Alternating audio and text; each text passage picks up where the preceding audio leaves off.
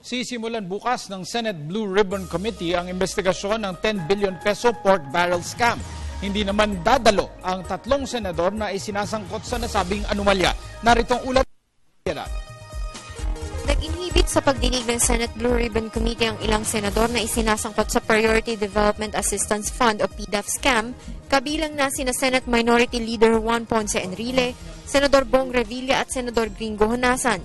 Sa email ni Revilla, sinabi nito na hindi siya makakadalo sa investigasyon ng Senado dahil hindi naman umano siya miyembro ng Blue Ribbon Committee. Sinusuportahan naman umano niya ito at naniniwalang magiging patas ang tunguhin ng pagdinig at lalabas ang katotohanan.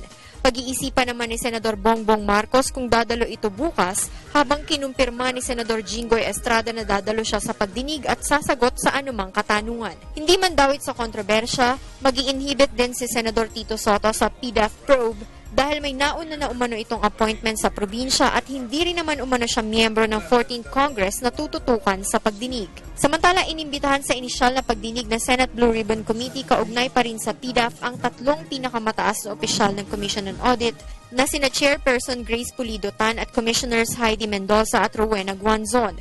Tumanggi naman muna magsalita si Senate Blue Ribbon Gingona patungkol sa pagdinig sa PDAF scam. Habang gugustuhin naman umano ni Senador Cheese Escudero na dumalo ang mga whistleblower at iba pang sangkot sa issue. Para sa Telebisyon ng Bayan, Bianca Piedad.